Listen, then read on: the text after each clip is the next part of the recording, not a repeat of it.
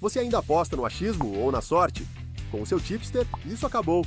Em menos de 2 minutos, eu analiso cada partida e te mostro as melhores oportunidades, direto no seu WhatsApp.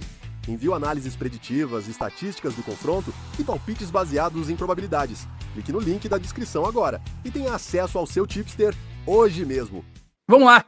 Vamos trazer a coletiva de Rogério Ceni? Você falar sobre as mudanças da equipe. Foram 4 mudanças na escalação. O Arias, o Canu por conta do DVD, o Acevedo e o Everton. O Everton. Queria que você falasse a respeito disso e do jogo de hoje. Bom, sobre o jogo, eu acho que fomos dominantes os 90 minutos, ou sei lá, 90% do jogo, tivemos o controle do jogo, as melhores oportunidades, melhores ações, continuamos sofrendo para fazer um número maior de gols, passamos zerado na parte defensiva, e acho que quase sem trabalho, poucos foram lances que o Vasco chegou à frente. Arias por Gilberto. Gilberto vinha de lesão, jogou eu não sei quantos, 75, por aí, eu não sei quantos minutos ele saiu no jogo passado. Havia uma preocupação da parte de performance sobre uma sobrecarga nele pelo tempo que ele ficou parado, e o Arias vinha de 2 jogos feitos pela seleção colombiana, e com 5 dias de intervalo de um para outro, então eu achei que ele estava melhor fisicamente, conseguiria executar melhor a tarefa defensiva. Nico e Everton entraram no jogo passado, eu conversei com o Everton, venho conversando sempre com ele achou que se sentiu melhor depois dos últimos minutos do jogo passado, então eu achei que ele aguentaria os 45 iniciais, se preferir utilizar ele desde o início. Para sustentar o Everton, preferi colocar o Nico, para dar um pouco mais de sustentação a ele. E a última mudança? Não, o Canu entrou pela lesão do David, fez a função do David. Boa noite, Rogério. Você já falou isso, que o time precisa ter uma outra resposta fora de casa. Esse jogo contra o Juventude, um time que está praticamente rebaixado, como é que você vai trabalhar, principalmente o psicológico desse grupo, para conquistar esses 3 pontos? Bom, eu não acho que seja praticamente rebaixado, tá? Bom, também não sei os resultados de agora, como estão os jogos e como vão acabar a rodada, mas tem 9 pontos para disputar. Jogou, pelo jeito, um jogo bem parelho, pelos números, só vi os números agora contra o São Paulo, mas não assisti absolutamente nada do jogo. Vem fazendo bons jogos, vem obtendo bons resultados, acabou de ganhar do Vasco no Rio de Janeiro por 3-1. Quando joga em casa, normalmente apresenta um bom futebol, então não tem. O Sport rebaixado aí, de fato, estava ganhando de 2-0 do Botafogo, o Sport estava ganhando de 1-0 do Flamengo. As pessoas querem aparecer, querem mostrar seu trabalho individualmente para que possam, se não estão com contrato, possam ser contratadas por outros clubes. Então, eu acho que isso não muda a maneira dos adversários jogarem. Todos os jogos fora de casa foram grandes oportunidades, alguns nós conseguimos, poucos, né, contra a Red Bull, Corinthians e mais um, Palmeiras, e agora são os últimos jogos do campeonato. Se a gente almejar brigar pelo 5º lugar, é necessário conquistar um triunfo, uma vitória longe de casa. E esse jogo do Juventude é o próximo, é o que está na lista. Então, para trazer contra o Sport a chance real de brigar pelo 5º lugar, se faz necessário vencer o jogo contra o Juventude. Ceni, na expulsão do domingo ali, eu vi que o Banco do Bahia reclamou bastante, né? Eu queria que você falasse aí o que você achou da arbitragem do Jefferson Ferreira e o que aconteceu ali, porque eu estava atrás do gol, não entendi nada que aconteceu na saída do domingo. Tá, a primeira substituição não ia sair o Pulga, mas aí, no momento o Pulga vai para a maca e a gente muda a substituição. Antes de sair o Pulga, eu estava em dúvida em qual dos dois tirar. Eu quis colocar o Gabriel Xavier pela entrada do Verratti para ter uma bola aérea defensiva numa marcação praticamente individualizada, porque o Vasco ia tentar, logicamente, jogar a bola na área para ele, né? Então a entrada do Gabriel Xavier se deveu à entrada do Verratti dentro de campo, eles iam subir a altura, os últimos minutos, bola na área. Eu acho que o Gabriel defende bem esse tipo de bola. Eu estava na dúvida entre Canu e Santi. E conversei com o Charles antes de tomar a decisão. Esqueci de avisar para ele que ia sair o Santi pelo desgaste, por estar jogando mais, mesmo preferindo ter um canhoto e um destro, mas ia ficar aquele resto de tempo com o Canu pela esquerda, com o Gabriel Xavier centralizado, já que a Arias defendia o lado direito, né? E acho que o Charles preencheu com um número errado. E aí levantou a placa e não era. Mas depois ele viu a placa levantada com 21, né? Com o número dele. E aí eu acho que pode haver um bom senso do árbitro em acrescentar mais 1 minuto, se ele acha que o jogador demorou para sair. E ele também poderia ter saído de forma um pouco mais rápida, né? Então, assim, não posso culpar 100% o árbitro, mas se ele achou que o atleta demorou demais para sair, no momento que ele foi, se dirigiu, o atleta fez sinal para sair, ele poderia ter o bom senso de acrescentar 1, 2 minutos, o quanto ele achasse que fosse necessário, e não mudar uma linha de um jogo que foi... Só um detalhe que eu reforcei antes e vou repetir. Mingo demorou 14 segundos. 14 segundos. Então, mesmo que ele colocasse 1 minuto, ainda assim seria demais pro tempo que Mingo teria demorado para sair, tá? Só para deixar claro. Então, esse ponto era coletivo, eu discordo de Rogério. Acho que Mingo deu margem, sim, mas eu discordo de Rogério de, nesse caso, não ter, entre aspas, defendido o jogador dele. Eu, se fosse o treinador, teria defendido meu jogador nesse aspecto. Eu. Principalmente levando em consideração toda essa confusão na alteração. Né? Ia sair Canu, depois ia sair Mingo, primeiro eu vou levantar para colocar Acevedo, que ele nem cita aí, mas a placa é levantada primeiro com o número 26, que é de Acevedo, aí depois volta a alteração, vai pro 21, enfim. Houve uma confusão na beira do campo com o quarto árbitro, com a comissão técnica do Bahia, e Mingo terminou sendo punido com o 2º cartão amarelo. Bem escrito até aquele momento, e graças à decisão do árbitro, e também não vamos tirar, logicamente, a demora do Mingo na situação, do Santi, mudou o panorama da partida, que se encaminhava para um final como foi o jogo inteiro de domínio do Bahia. Boa noite, Rogério. Queria que você falasse um pouco sobre o Ademir e a importância dele para o time.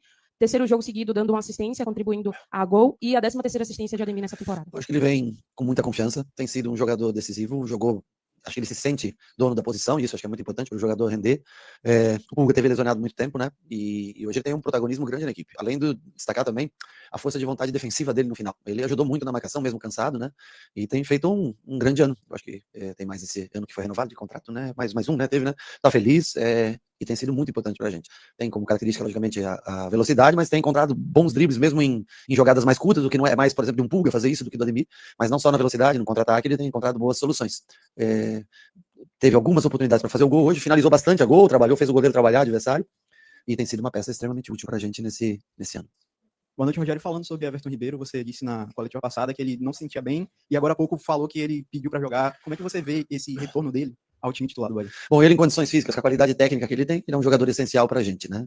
Ele, por algumas vezes nós conversamos, depois do retorno dele, ele hoje, acho que uns 15 minutinhos eu consigo, depois por uns 30 minutos eu consigo, e nesse último jogo, quando acabou, eu hoje, na hora do almoço, fui conversar com ele pra gente tentar definir a escalação, né? E ele falou, não, eu acho que eu me sinto bem para os primeiros 45 minutos eu consigo desenvolver. Era um jogo que a gente precisava dessa responsabilidade chamada por ele. O Vasco é uma equipe que marca muito forte, principalmente os 5, né?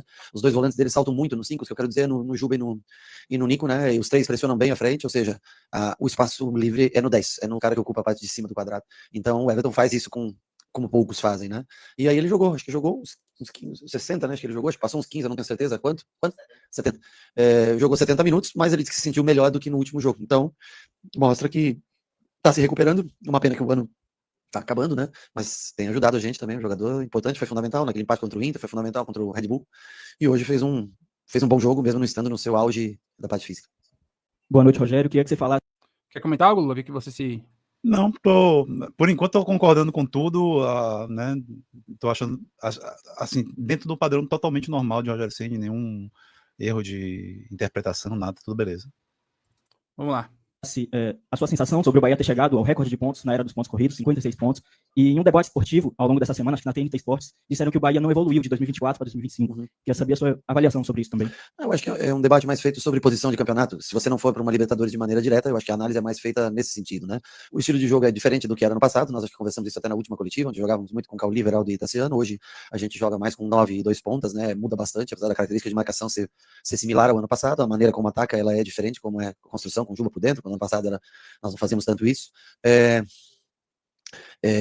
Eu acho que é muito interligado, a análise é muito interligada, é que, lógico, se você fica em sexto, sétimo ou oitavo e você alcança o mesmo degrau, o mesmo patamar, ou seja, vai pela pré-Libertadores, numa ida pela pré-Libertadores, é natural que você analise que você não caminhou para frente, se eu não me engano, caminhou para o lado, alguma coisa assim, né?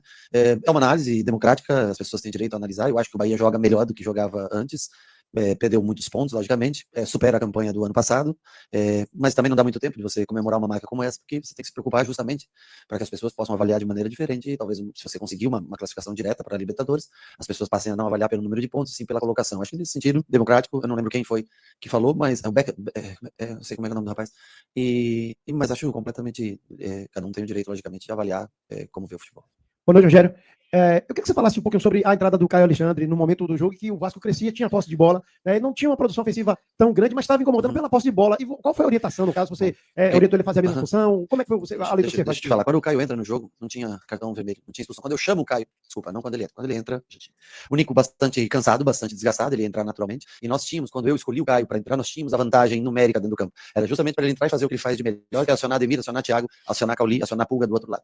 As coisas acontecem muito rápido e eu só tinha uma parada para efetuar as duas trocas, né? Então, mesmo, logicamente, o Nico fisicamente, nesse momento, ele se destaca no sentido do Caio, mas o Caio tem totais condições de entrar 15, 20, 30 minutos, o quanto for, para exercer a função do Nico e jogar. Uma pena que foi a confusão, a expulsão, e eu tinha que decidir naquele momento, porque eu tinha duas trocas, mas eu só tinha uma parada para fazer a troca.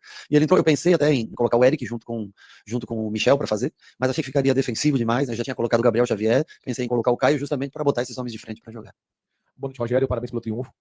Muito se fala a respeito de Jean Lucas, que não vem desempenhando bons jogos, já é o 4º ou 5º jogo de Jean, ele tem mais de 57 jogos na temporada, obviamente que é o atleta, salvo engano, que tem maior número de jogos, e não sei se isso influencia a questão do baixo desempenho em relação aos outros jogos. Você perdeu agora o Michel Araújo, potencialmente, potencialmente, ainda vai ser avaliado, perdeu o Mingo por expulsão, tivemos aí o Pulga que saiu também com pancada, cansaço.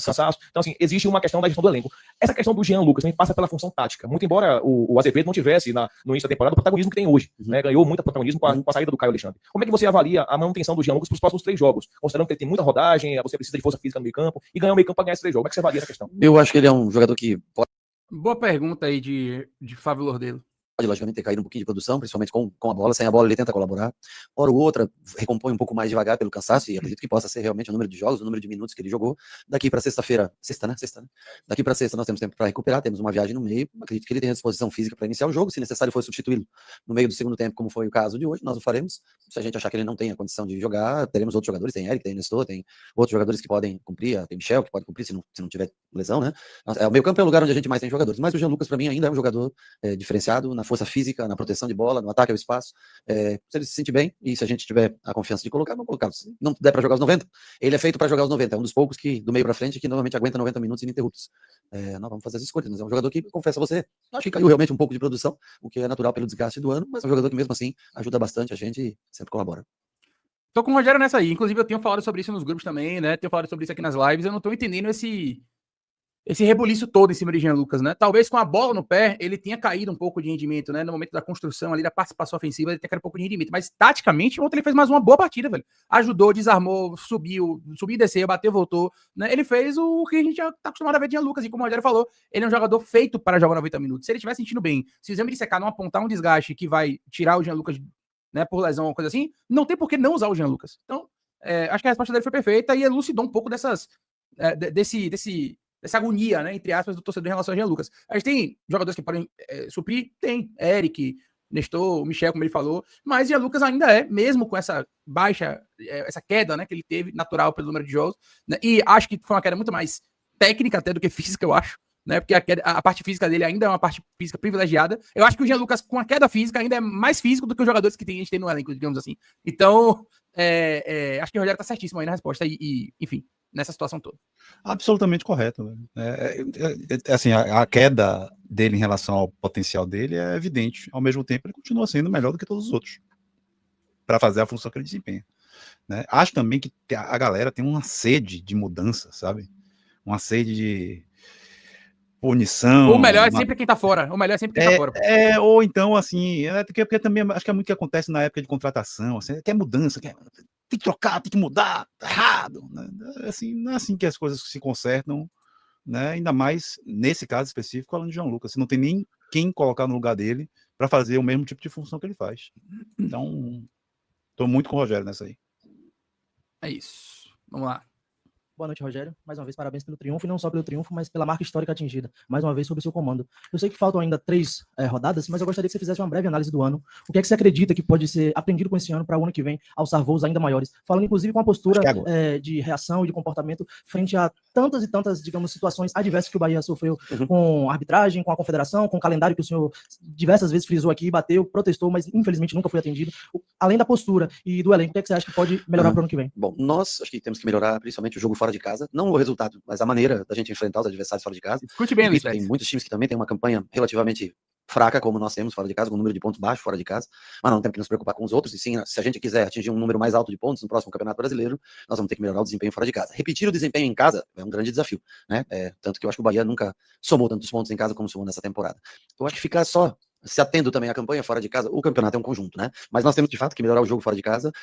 Como peças, nós temos muita peça técnica de construção, o nosso jogo construído ele é muito bom, mas defensivamente nós precisamos tentar nos reforçar em jogadores que poderão vir, como toda mudança de ano acontece, saída e chegada de jogadores, né?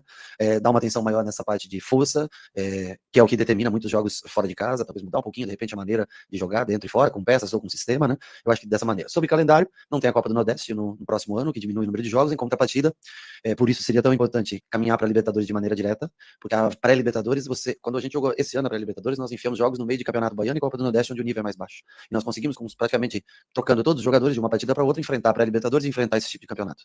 Esse ano a pré-Libertadores, ela adentra no Campeonato Brasileiro, né? Se eu não me engano, as datas do Brasileiro começam de meio de semana, né? Meio de semana, e os campeonatos regionais estaduais de fim de semana. Então eu acho que nós temos um grau de dificuldade grande. Então é isso que eu tento mostrar para eles, da diferença que é você se classificar de maneira direta e ter que enfrentar uma pré-Libertadores, quando você no final de semana você não vai pegar o clube X do estado, você vai pegar, sei lá, o São Paulo, o Corinthians, o Palmeiras, enfim, equipes que vão estar investindo nessa competição. Continuo com a minha tese de que sempre o Campeonato Brasileiro é o campeonato mais importante que nós temos. Mais importante para nós do que Libertadores, do que todos os outros campeonatos. Não significa que nós, pelo amor de Deus, temos que abrir mão de outros campeonatos. Mas ele é o campeonato como o Atlético Mineiro, por exemplo, que nós tivemos, acho que todos vocês acompanharam, eu acompanhei ontem, que chega numa final com a chance gigantesca na mão mas que quando escapa, e já aconteceu comigo, defendendo São Paulo, você fica, às vezes, um pouco sem chão, sem rumo, perdendo. Então, o Campeonato Brasileiro ele é o que direciona tudo no ano. Então, eu acho que a gente tem que continuar valorizando isso, e, logicamente, se você for para uma Copa Libertadores, para uma Sul-Americana, para uma Copa do Brasil, você também tem que dar o valor a essas competições, lembrando que o brasileiro tem data de início, enfim, né? Eu acho que mais ou menos é isso. As datas que diminuem da Copa do Nordeste, apesar que o campeonato, pelo que eu vi, começa dia 11, né? E nós não temos, praticamente meio fim de semana, até a primeira parada da data FIFA no mês de março, ali, sei lá, 20, 21, não sei que dia de março, não me recordo agora. Aleluia, aleluia, aleluia, aleluia, Rogério Ceni. Você falou sobre mudança de sistema, sobre jogadores mais físicos, sobre mudança dessa perspectiva de defesa nos jogos fora de casa, né? Joga um pouquinho diferente nos jogos em casa, jogos fora, coisa que eu já falei aqui. Aleluia! É o Campeonato Brasileiro, a gente não pode ignorar a realidade. Eu sei que no fantástico mundo do Beautiful Football City Futebol Group, né? A gente tendo um melhor time, a gente tendo um time altamente capacitado tecnicamente, a gente pode levar vantagem em alguns jogos, mas não vão ser todos. No Campeonato Brasileiro, no Brasil especificamente, né, os jogos eles são também muito definidos pela parte física, né, pela fisicalidade dos atletas, pela força dos atletas, né, pela altura dos atletas. Então, que bom que o diagnóstico foi preciso, o diagnóstico foi perfeito. Resta agora tirar o diagnóstico do papel e colocar o diagnóstico em prática para que isso melhore, né, o Bahia na temporada que vem. Aleluia, Luiz Teles. Aleluia. Pela primeira vez, como disse aqui o F Bahia, ele fala em mudar a defesa e o sistema, né, nos jogos fora de Salvador. Leirão, você não vai deixar nem margem para eu comentar, só para assinar embaixo. É muito isso aí, exatamente, né? Assim, eu jamais duvidei que essa seria a leitura, assim, porque jamais duvidei, né, de progresso. Porque a leitura de 23 para 24 foi correta, a leitura de 24 para 25 foi correta, e eu sigo sem duvidar de que a leitura de 25 para 26 também seja correta. Então, eu já vejo aí que, conceitualmente, o que se quer mudar é importante. A única coisa que da minha lista, que não foi citada aí com muita clareza, é em relação às posições. Eu acho que a defesa, assim, você precisa melhorar a defesa, mas para você melhorar a defesa, você pode também atacar alguns pontos do seu ataque, ou da sua formação de meio ataque, né? E, sobretudo, eu volto a repetir aqui, melhorando a marcação e o jogo físico de alguns setores, você vai conseguir ter um resultado defensivo também melhor, tá? E aí, é o único ponto que ele não falou, né, nessa fala dele. Eu acho que tem como melhorar defensivamente, sobretudo na lateral direita. Eu acho que a gente pode até, inclusive, pensando nessa lateral direita, mudar até um sistema de jogo, né? Ter ali um jogador, um Marcos Vitor, um Gabriel Xavier, jogando ali para a direita, fazendo um sistema com 3 zagueiros, por exemplo, né? E aí se aproveitando do jogo de lateral de campo, de Ademir, de um Juan Pablo, de um jogador a ser contratado, e ter um time mais agudo jogando dessa maneira, já que seu lateral esquerdo é um construtor, e seus 2 pontas esquerdas hoje muito bons, são jogadores totalmente de lado de campo, onde falando aí de Sanabria e Puga, né? Então eu enxergo isso como uma boa possibilidade, mas aí você aumentando essa força, né, um jogador de meio com mais força, né, ou para o lugar de Everton, ou para o lugar de Caio, ou para revezar com eles em momentos importantes, né, da temporada, e sobretudo um jogador de força pelo lado direito de campo. Isso pode nos fazer, e não ter, por exemplo, Thiago como substituto imediato de William José, mas sim de uma alternativa de jogo. Tudo isso pode deixar a gente um time fisicamente mais forte, defensivamente mais forte, né, também como atacado por Rogério Ceni nessa coletiva. É isso, vamos lá. Boa noite, Rogério. Igor Sacramento, parabéns pelo seu triunfo, parabéns por ter desempenhado taticamente um belíssimo futebol, parabéns pela marca histórica do Campeonato Brasileiro do Bahia, com margem de alcançar pontos maiores. Rogério, gostaria de saber como trabalhar chuva de elogio, viu? Parabéns por tanta coisa. Os atletas para que consiga fazer o triunfo fora de casa e controlar também, talvez, um pouquinho de ansiedade de que é para poder a classificação direta, que junta o fator ganhar fora de casa e junta o fator de vamos conseguir a vaga direta para a Libertadores. Bom, boa noite. Acho que o positivismo, ele tem que existir. Hoje, se a gente olhar a tabela de classificação, a gente vê o Fluminense um ponto atrás e o Botafogo 2 à frente, que é a nossa, né, realidade desse momento. O Botafogo, se eu não me engano, joga Corinthians Cruzeiro fora, nós jogamos Juventude Sport fora em casa, né? Nós temos que, primeiramente, pensar em ultrapassar. O Botafogo joga que não depende só da gente, né? Mas depende muito da gente, porque se nós não fizermos a nossa parte, não vai ser o Botafogo que vai caminhar para trás. Então, eu acho que, primeiro, para jogos, não existe Nós temos que ter mais coragem, viver mais o jogo, competir mais. Eu acho que a maneira como nossos jogadores são, eles são de mais técnica, mas fora de casa, se não houver essa parte física, nós não vamos conseguir. Fizemos até um bom jogo contra o Inter, um bom segundo tempo contra o Inter, né? E nós temos que ter isso como objetivo. É o que eu falo, é a diferença entre você entrar num campeonato brigando numa pré-Libertadores em fevereiro, ou entrar num campeonato de maneira direta, quem sabe até numa vaga num pote 3, o que seria de suma importância pra gente na parte dos 2 jogos fora de casa na reta final, que faz muita diferença. E para isso nós temos que competir nesse ano. Temos um jogo difícil, logicamente, também contra o Fluminense fora de casa, um concorrente da vaga, né? Mas nós temos que viver primeiro esses jogos. Vivemos hoje, conseguimos nossos 3 pontos, ultrapassamos o Fluminense, entramos numa 6ª vaga, e agora nós temos esse jogo fora de casa, que vai ser o grande desafio do momento. Se a gente conseguir esses 3 pontos, continuamos a briga aí pela classificação direta à Libertadores. Professor Rogério, boa noite, Caro Caldas, Barão ao vivo. Hoje, o gol marcado pela sua equipe foi igualzinho ao gol marcado contra o Mirassol, justamente aqui na Fonte Nova. Escanteio curto, Juba de pé fechado, segundo pau, Eric Puga. E uma das principais críticas ao seu trabalho é porque o Bahia não faz tantos gols de bola parada. Queria que o senhor explicasse mais sobre. Obrigado. Bom, eu tenho uma explicação relativamente simples. Boa pergunta, tá? Boa pergunta. Boa pergunta. Ainda que o gol não tenha sido exatamente igual, mas boa pergunta. O primeiro não foi jogada ensaiada, o de hoje foi um pouco, já foi uma movimentação mais ensaiada. Mas foi semelhante a forma, né? Foi o cruzamento do bico da grande área, atacando a segunda trave. Enfim, a estética do gol foi bem semelhante. Para te dar. Nós não temos jogadores como sua principal virtude, o cabeceio, né? Hoje a nossa zaga, que jogou Canu e Santos, são ótimos jogadores de construção, tem bom pé mas não são excepcionais cabeceadores. É diferente, por exemplo, David Duarte e Gabriel Xavier, são os nossos 2 principais cabeceadores, né? William, apesar da altura, não tem como virtude principal o jogo aéreo, sim, sair, flutuar, jogar, finalizar, chapa, tem muita coisa boa.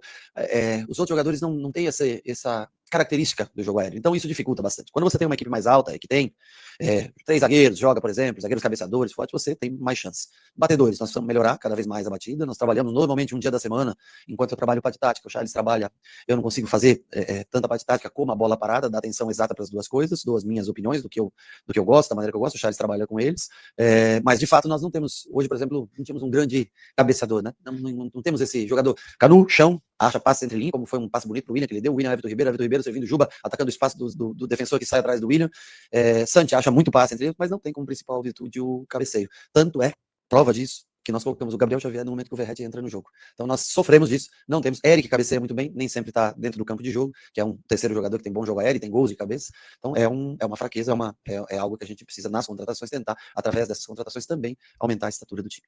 Boa. Só tem uma questão aí. Mesmo quando jogávamos com o David e ou o Gabriel Xavier, nós também tínhamos esse problema. Então eu não acho que o diagnóstico da bola parada é por conta de David, é por conta do jogador não ter um exímio cabeceio. Eu não acho que é só por conta disso. Talvez pela preparação mesmo, né? Pela jogada ensaiada não estar 100% ensaiada, ou pelas bolas paradas não estarem encaixando, né? Pela batida talvez não ser a melhor. Enfim, acho que é um conjunto de fatores. Mas eu acho que ele trazer ele como principal fator, a gente não ter exímios cabeceadores, não acho que seria só por isso, eu nem acho que isso seria o principal fator. Na minha visão, a gente já jogou com o David Duarte e com o Gabriel Xavier, às vezes os dois juntos já aconteceu também, né? E nós não tivemos essa facilidade toda, assim, de fazer gols de bola parada ou gols de cabeça, né? E o gol de bola parada, ele não necessariamente precisa ser de cabeça. O gol de bola parada, ele pode ser, por exemplo, a gente fez um gol contra o Fortaleza que foi proveniente da bola parada. Foi um escanteio curto que Everton Ribeiro colocou para Ademir cruza rasteiro na área e Thiago faz o gol. Foi um gol que, teoricamente, não foi uma bola parada direta, mas foi uma jogada nessa área proveniente de bola parada, né? Então, o gol de bola parada, ele não necessariamente precisa ser um gol de cabeça. Então, eu não gosto só quando ele meio que coloca isso como principal fator, porque eu acho que tem vários fatores envolvidos aí, Luiz. Eu acho que é o principal fator, mas é isso. Ele tem que dar mais valor aos outros fatores também, né? Ele falou, tá? Porque, assim, a nossa batida de bola, ela é ruim, na minha opinião. O único jogador que bate na bola, que a bola anda, do time titular hoje é Juba, né? O escanteio de Ademir, o escanteio de Everton, as bolas paradas de Everton, Ademir, em comparação a, sobretudo, os times que têm boa bola parada no Campeonato Brasileiro, são bolas medianas, né? Não são bolas boas de verdade, né?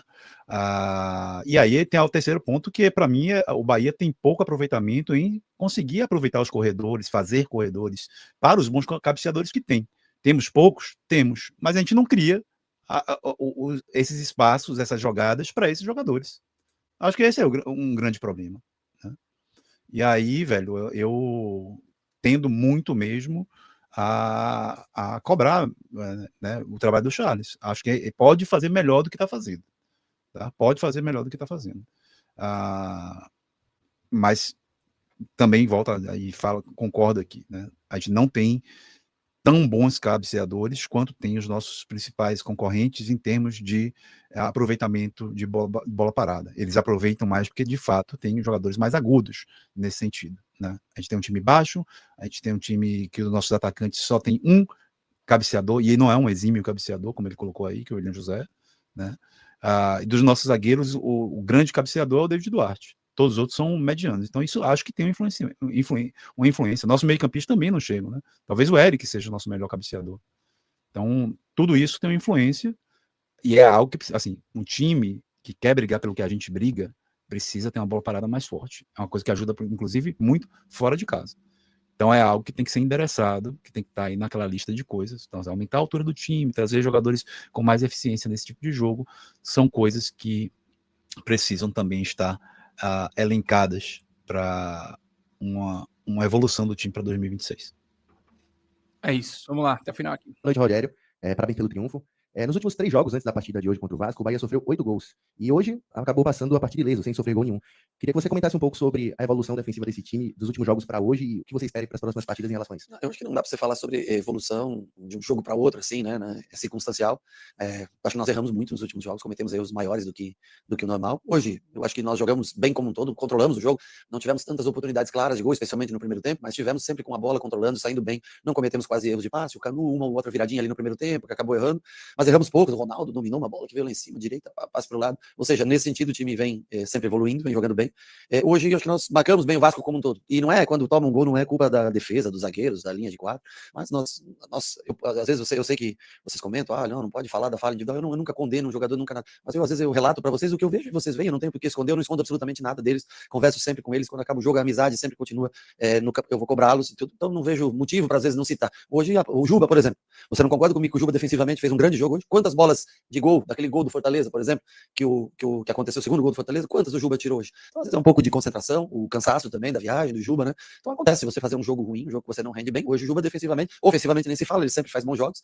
Defensivamente hoje ele foi melhor. Nós observamos, corrigimos, tentamos mostrar o posicionamento. Se você que gosta de fazer análise, você vai ver um cruzamento, o Santi individual, Juba individual e Canu individual. Os 3 no homem, não deixamos cabecear, uma bola passa no primeiro tempo. Você vai achar isso, você é um menino bom. Você vai ver que nós marcamos melhor através da correção de vídeo. Mas eu não posso dizer para você que há uma evolução, porque é somente um jogo, né? Para ver uma evolução, a gente tem que mostrar mais vezes. Valeu! Tá aí, final da coletiva de Rogério Ceni. O que você achou da coletiva de maneira geral? Só respondendo o Marcelo aqui, porque ele falou uns 40% dos gols de Willian José na Europa foram de cabeça. Como ele não sabe cabecear, o Rogério Ceni não falou em momento nenhum que o Willian José não sabe cabecear.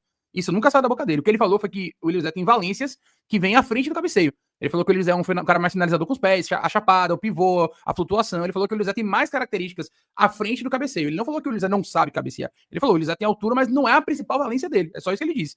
No momento nenhum saiu da boca do Rogério Ceni que o Willian José não sabe cabecear. No momento nenhum isso saiu da boca dele. Luiz Teles. Exatamente, né? Não, falando sobre a coletiva, tá? Não sobre. Primeiro que eu concordo com o que você falou, não saiu da boca dele isso. E na característica principal dele, e dentre cabeceadores concorrentes, ele não é um fenômeno do cabeceio. Não é um cara que ganha as disputas de cabeça com perigo, né? Não é, tá?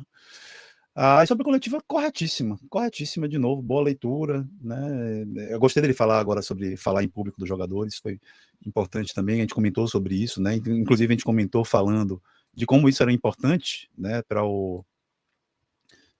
Né, que era uma ferramenta, já que o vestiário às vezes não funciona, comentar aqui, se é uma coisa que não é escondida deles, né? Fala de um... no vestiário fala pelas jeito, costas, né? Não se fala pelas costas, tá beleza, velho. Tá beleza, assim, não jogou ninguém, ele nunca jogou ninguém aos leões, tá? É diferente fazer o comentário que ele fez do que, de fato, chegar lá e descascar o jogador e culpar apenas um jogador por algo que aconteceu. Não. Então, achei uma ótima coletiva, leitura corretíssima, e vamos, né, aguardar aí a 2026, sobretudo, em relação ao que ele falou, e o comportamento do jogo do Juventude agora em curto prazo. Né? O comportamento do jogo do Juventude, espero que tenha elementos já citados por ele nessa coletiva. Bom dia, Leiro, bom dia, Teles, Ícaro do Retiro falando, parabéns pelo trabalho. Uma piada ontem, Rogério, sem enxergar que o time precisa ter jogadores fisicamente mais alto e mais forte, sendo que a gente já questiona isso há mais de 2 anos. A mesma coisa em relação a jogar fora de casa. Questionamos há mais de 2 anos que o time precisa ter variações diferentes de jogar, fora de casa, dentro de casa. Ontem que ele viu isso, ontem que ele achou que descobriu. Que ele achou que descobria, tá aí a bronca. Velho, assim, tem 2 formas de a gente analisar. Ou ele já sabia e nunca externalizou, ou ele caiu na real de uma vez por todas. não tem outra alternativa. Ou ele já sabia, ou ele já tinha diagnosticado isso, mas nunca havia externalizado isso, né? Ou ele ainda não havia diagnosticado e nos últimos jogos, nos últimos meses, ele caiu na real da necessidade desse comportamento diferente fora de casa e da fisicalidade maior dos jogos fora de casa, principalmente. Então, não tem mistério, né? Só tem essas duas alternativas. Não, então, eu acho que tem uma terceira alternativa, Leiro, que é o seguinte, né? Além de ter. Ele já verbalizou sobre isso em outros momentos, né? Mas não com tanta. Não com tanta clareza. Já verbalizou da necessidade de jogo físico fora de casa, né? De um comportamento diferente. O que ele não tinha ainda falado com clareza era de uma postura tática, mudança de estrutura tática, né? Foi a primeira vez, acho que ele falou. Mas em relação do jogo físico, etc., já tinha falado. Agora, para você mudar a postura tática, para você fazer essas trocas, você precisa de treino. Ele não teve treino para poder. Assim, a aposta dele foi mais em vou deixar esse sistema que eu tenho funcionando da melhor maneira possível, com os jogadores que eu tenho, em detrimento de deixar um time a 70% nessa maneira e treinar um outro sistema que talvez fosse mais eficiente. Né? Eu acho que essa foi a aposta. Eu tenho críticas a essa aposta. Eu acho que ele deveria ter, desde o início da temporada, alternativas, né? E eu acho que uma parte da temporada 2024 mostrou a ele que isso era possível, né? Aquela sequência que o Bahia faz no primeiro turno, ela tem jogos que não são apenas jogos de imposição, tem jogos que a gente fez com transição, tem jogos que a gente fez com time renovado, inclusive uma vitória marcante fora de casa foi aquela contra o Atlético Paranaense. Então você tinha ali já elementos que poderiam, vale a pena, talvez o 70%, 30% ser melhor do que o 100% zero, tá? Mas eu acho que ele já tinha isso em mente, e eu acho que é um foco importantíssimo, e eu fico felicíssimo de ele ter falado sobre isso nessa coletiva da agora. Mas eu não acho que é uma primeira vez que ele fala sobre isso. Ele tem esse diagnóstico já há um tempo, mas é uma aposta dele, da comissão técnica dele, talvez do diretor de futebol dele, de não treinar uma coisa, não trabalhar uma coisa em detrimento da outra.